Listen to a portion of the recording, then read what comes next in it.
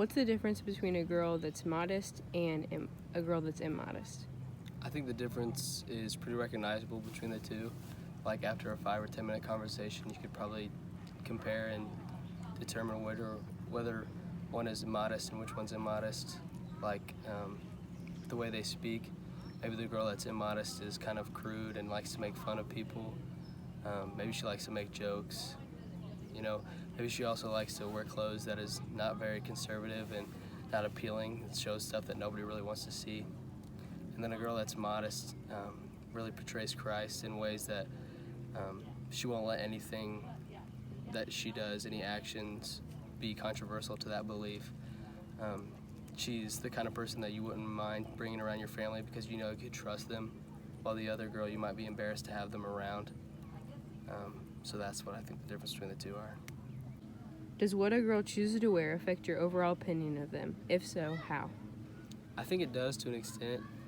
You don't ever want to be judging somebody overly by their outward appearance, but there is some cases where you don't really want to be looking when some girl is wearing a shirt that shows too much cleavage or is too tight in the back. But I think that a girl that is wearing clothes that is pretty conserved, I think more highly of that person. Like maybe she demands that kind of respect. And a girl that shows off pretty much all of her stuff, you don't really want to be talking to that girl. Like maybe that represents parts of her personality, and if she dresses that way, then you don't really want to be associated with that kind of person. What's the most distracting thing a girl can wear? I don't think that there's one specific set of clothing that is more or less distracting than another. But we all know there's different kinds of clothing that are very distracting, like the low-cut shirts and the shorts, and I'm sure there's several out there that I can't think of.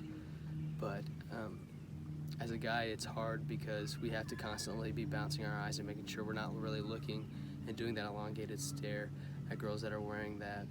But maybe it would be easier if girls decided to wear clothes that didn't show themselves off in that kind of way. And that'll come along easily if that girl is trying to portray Christ in the way that she's wearing clothes and the way that she's presenting herself. I think that'll come more naturally than others. Can a girl still be attractive without being immodest? Absolutely. A girl can be completely attractive without being immodest. I think that you are more attractive whenever you're not immodest. The girls that are immodest in dressing in ways that flaunt their body makes it almost unattractive at least to me. But girls that dress in that way, you don't really want to mess around with those girls or hang out with them. They're not really fun to be around. I think the girls that dress like that are kind of attracting a kind of guy that maybe they'll complain about later on because of the way that he treats her. But then if you dress in a different way, if you dress more conservatively, then those are the girls that are the catch, the girls that you want to be around, and the girls that are really worth being with.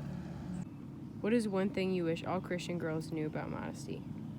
I think something that girls need to realize about modesty is why are they choosing to be modest?